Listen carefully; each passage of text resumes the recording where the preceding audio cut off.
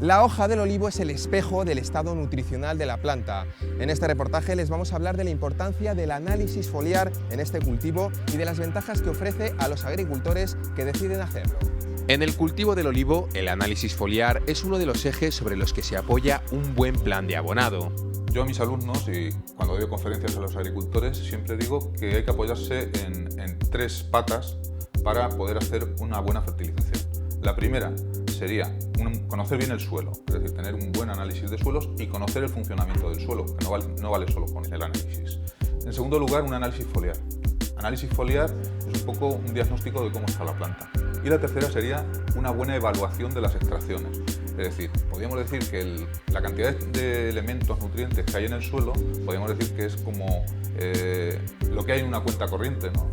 Al año sacamos y metemos, ¿no? Lo que hay que procurar es que más o menos se mantenga en niveles adecuados. Con este simple gesto obtenemos una foto fija del actual estado nutritivo de la planta. Sin embargo, es mucho más interesante tener un histórico que nos ayude a evaluar la evolución nutritiva del árbol.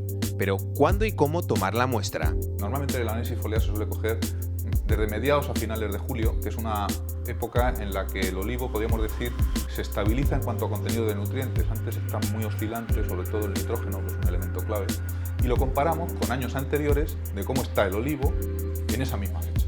Entonces, quizá una foto fija no es suficiente. Lo que hay que hacer es una comparación de cómo está el estado nutritivo del olivo a lo largo del tiempo.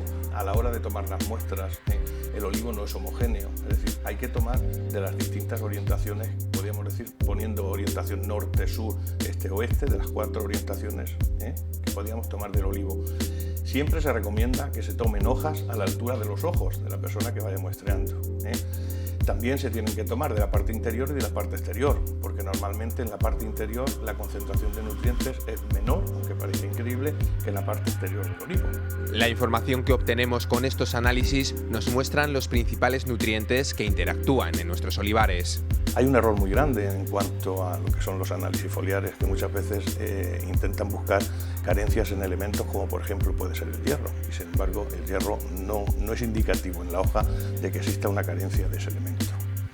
Pero lo normal sería nitrógeno, fósforo, potasio como elementos macronutrientes importantes o mayoritarios, y algunos micronutrientes como pueden ser el boro, como puede ser el magnesio.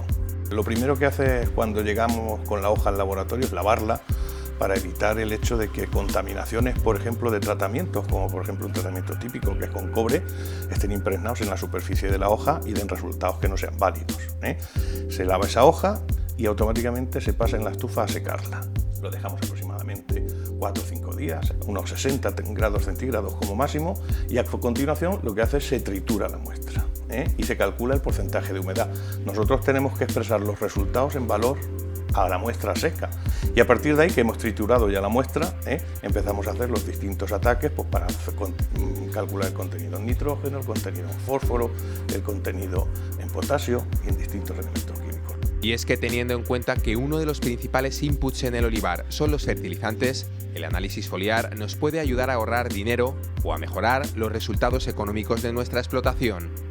Me dirás que hay gente que no ha fertilizado en su vida y que sigue cogiendo aceituna. Efectivamente, eso es así, pero lo que no saben es lo que dejan de coger cada año por no fertilizar.